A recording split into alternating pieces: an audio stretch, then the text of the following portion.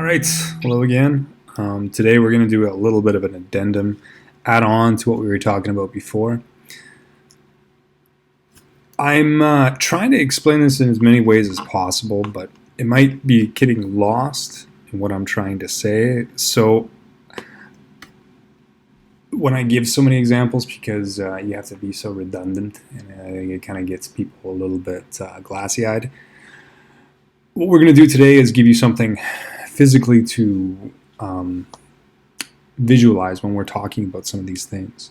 So I told you before that there was, in this story, sort of a division here, and that this is one that became two, but two that were equal. And we'll put a sort of a line in between these to show that they're sort of a mirror image of one another. As soon as I get this working a little bit better. Okay, so between these two, it's the same. And then this one did its own thing, making a triad and then making this 4 below it. Don't put any weight to these lines being drawn from here to here. But the important thing is this was kind of created all at once. And this world is very different than this world. So if you listen to somebody like such as the Sikhs, and there's lots of different groups that have a lot of different ways to describe this, they'll call this world Maya. Maya, which basically means illusion. So this world is a way to, and they talk about the sins that make this world continue, and it's desire to, basically it's a desire to see it is what makes it continue, but it doesn't change reality. And if you go to, if you read Zoroastrianism, they talk about the two paths that lead you to one way or the other. And we've talked about that, of course, a lot. So we have one going up, one going down, one creating something unifying, one creating something disillusioning, so making things separate. But let's give ourselves something to visualize here. So as I mentioned, this picture here is something mathematically provable. And Garrett Lisi would at least say that, and it explains everything in the universe. And it's interesting that these same shapes that we've been talking about all the time are coming up and looking similar to something like Metatron's cube. This was a Christian symbol. This is a Christian symbol, so this is supposed to represent sort of the trifecta of religion or of holy entities. So there would be more kind of like this, the 1, 2, 3. You can kind of see that this is half of a circle here, and then this is the between the two worlds here. So we have, let's go through this story with a human embryo.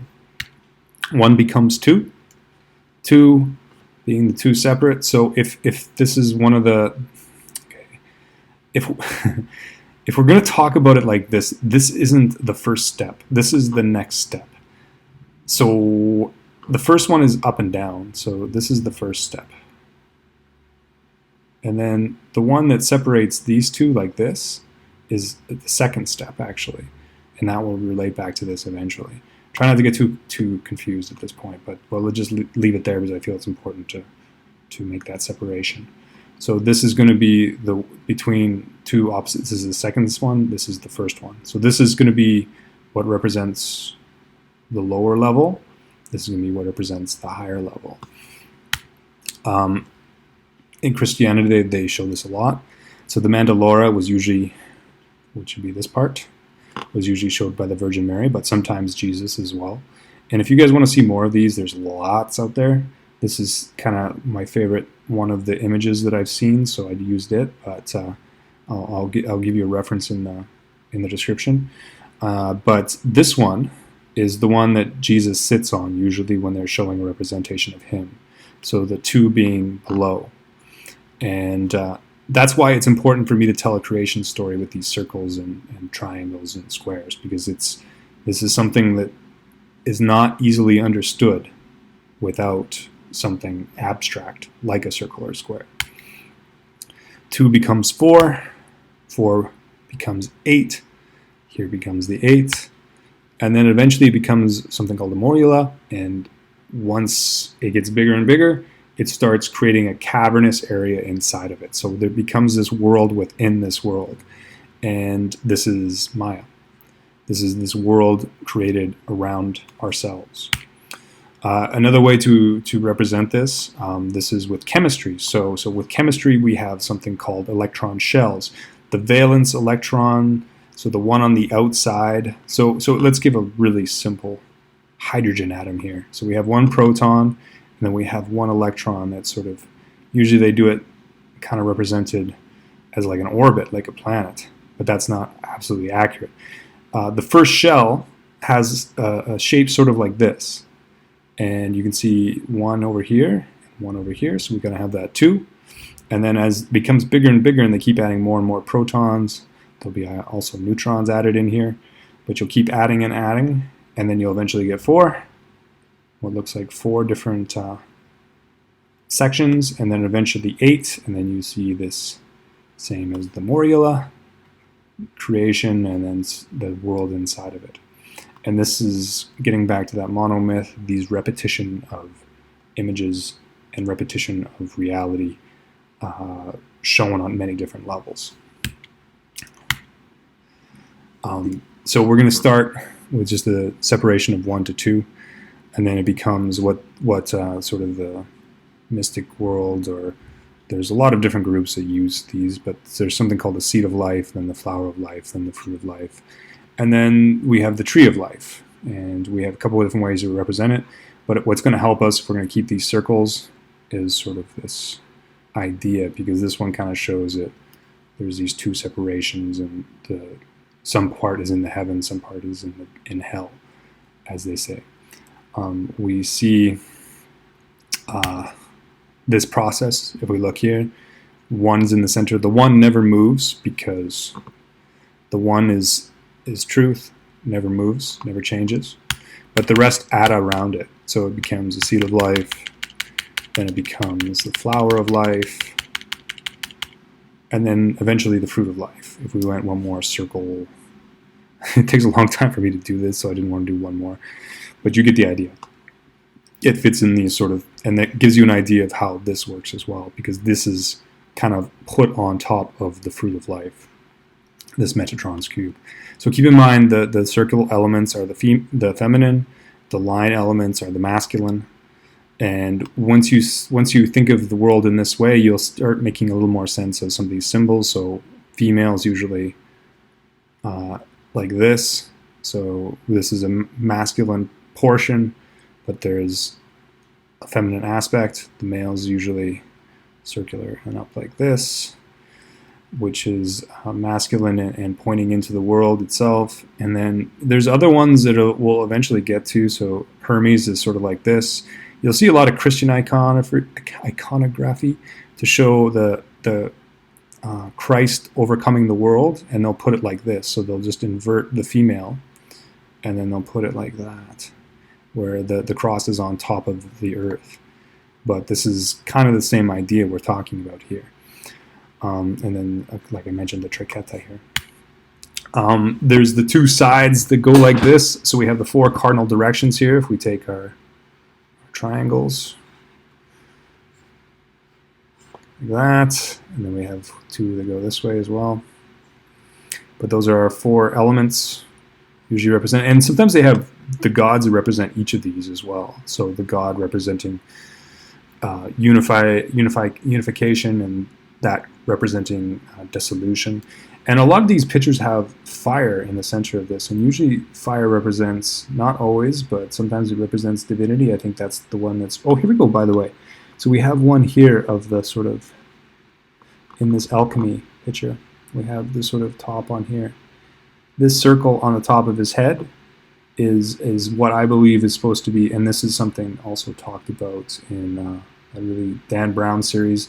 They talked about the feminine being the actual, the representation of the Holy Grail. And I don't buy into everything Dan's saying, but he's on to some things for sure. We can see a lot of these shapes and how they represent in this world. And this is, so masculine elements on top of masculine elements here. We have some feminine elements as well, but making a progression through, and then we see the snakes on top as well. But basically what we're talking about is either synthesis or lysis. So lysis is breaking everything apart. That's what the world of Maya is about, making people not believe that they're whole, that everything is one. And then synthesis is going back that same direction. So this is the basic. And then the central part is very important. As you can see, the central part here is the fire. Fire usually represents divinity. And we'll maybe get into something related to that inner fire eventually, but we'll leave it for now.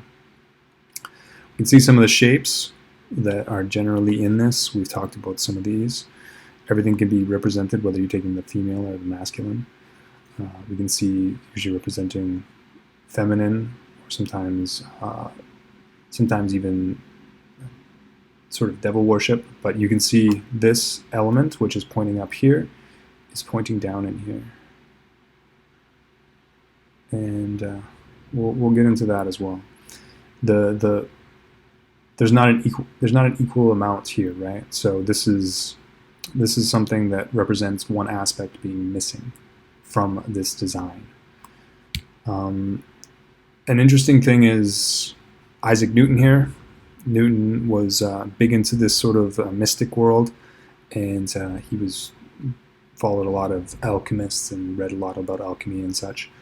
But one of the things there's something called the Emerald Tablet, and he was one of the ones that decoded it and translated it. I think it was from Latin, or maybe it was Greek. I can't remember which one it was, but it was supposed to be done by Hermes Trismegister, so representing the wise god in ancient Greece. But when he translated it, he basically said, this is one of the parts, this is true without lying, certain and most true, that what is below is like that what is above, and what is above is that which is below. So these two worlds are a mirror image of one another. You can't have one without the other. And this kind of reinforces that thing we talked about before of this negative and positive being everything in this world of, if we want to use the term from Sikhism, Maya, so of not reality. So positive and negative are always balanced. And I believe that's what they're saying. So this is supposed to be the Emerald Tablet. This is what Jung said. No tree, it is said, can grow to heaven unless its roots reach down to hell.